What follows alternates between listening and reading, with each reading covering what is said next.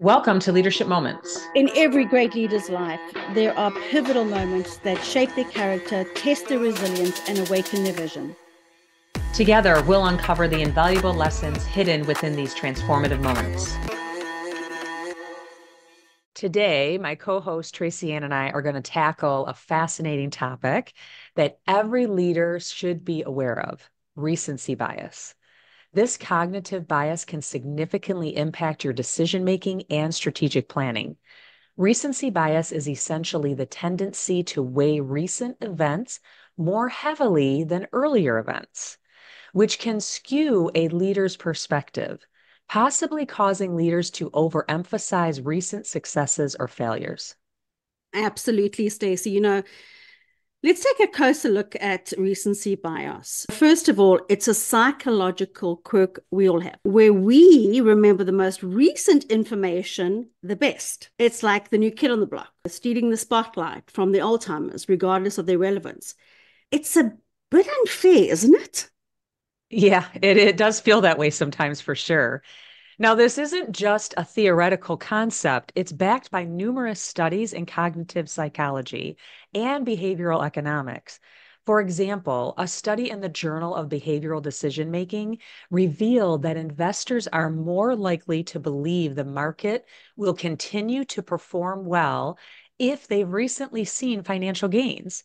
And similarly, a study in the Journal of Business Psychology found that businesses often adjust their risk strategies based solely on the outcomes of recent projects, leading to either overly cautious or reckless behaviors. This bias even affects performance appraisals, where leaders tend to rate team members more on a recent work than on the entire review period.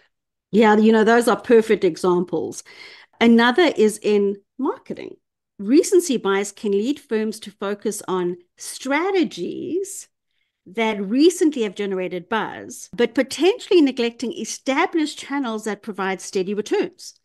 In addition, a technology company found that its hiring leaders tended to prioritize candidates with recent experience in a specific programming language. So this preference led to the recruitment of candidates with homogeneous backgrounds, reducing diversity among the team.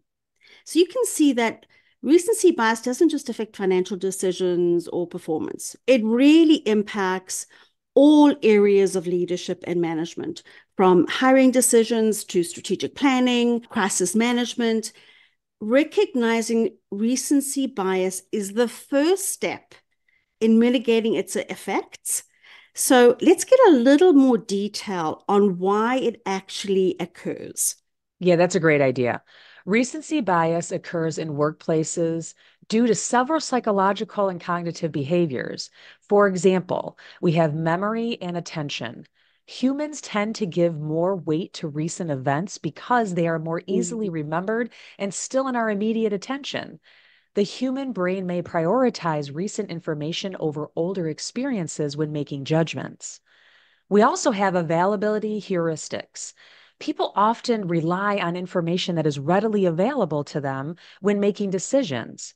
So recent events or experiences are more accessible in our memory, leading individuals to place greater importance on them when assessing situations. Another one is impacts of emotion. Recent events or experiences that evoke stronger emotions, which can influence decision making.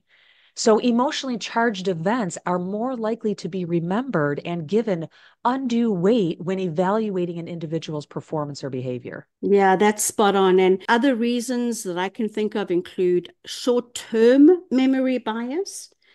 The human brain tends to prioritize information stored in a short-term memory. So these are events or information that occurred recently are more likely to be at the forefront of the individual's minds, influencing their judgments and their perceptions. Another one would be cognitive load. If you're in a very busy work environment, individuals may be overwhelmed with information and tasks, so their cognitive load can make it challenging to consider a person's performance over an extended period, leading to reliance on the most recent information for convenience. And then another one I can think of is recency's perceived relevance. People often assume that recent events are more indicative of a person's current capabilities or behaviors. Fascinating. Stacey, what are some signs that you might be experiencing recency bias? That's a great question, Tracy Ann. One key sign is when recent anecdotes or events disproportionately influence your decisions. For example, if a leader changes a long-term strategy because of one quarterly report, that's a red flag. Yeah. And this often happens in project management and strategic planning when a single setback can disproportionately derail the long-term initiatives. Another sign is neglecting historical data. Mhm. Leaders should balance new information with existing long term trends. It's about the whole picture, not just the latest snapshot. Absolutely.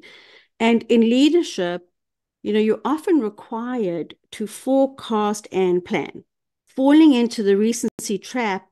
And that leads to skewed risk assessments, unrealistic expectations. Leaders have to be vigilant. I saw a Harvard Business Review article, and it was highlighting that companies that often pivot their strategies based on recent market changes without a thorough analysis is a direct consequence of recency bias. Yeah, it's really amazing how often this occurs and goes unnoticed, which makes me wonder what can leaders do to combat recency bias? So, what are some techniques that you know of, Tracy Ann, that leaders can do? I think the first thing, like anything, it's really about self awareness. And this is the reason we're talking about this today. One effective technique is to establish structured decision making processes that incorporate both recent and the historical data. Another strategy is to seek diverse viewpoints, encourage a culture of critical thinking. We all want that. That's really important. Consulting with team members who might have different perspectives and can navigate the risk of focusing too narrowly on recent events. And let's not forget about reflection, taking the time to step back and assess why you're making a decision can help identify if recency bias is actually at play. So ask yourself, am I valuing this information because it's truly relevant, or is it just because it's recent?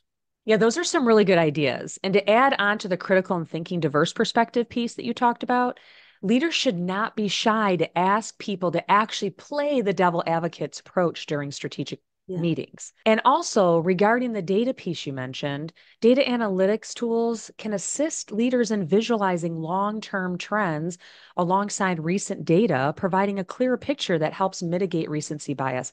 I know I'm a visual learner, and that goes a long way for me. Totally. And I'm a visual learner too. These strategies really help avoid recency bias and promote a more balanced and comprehensive approach to leadership.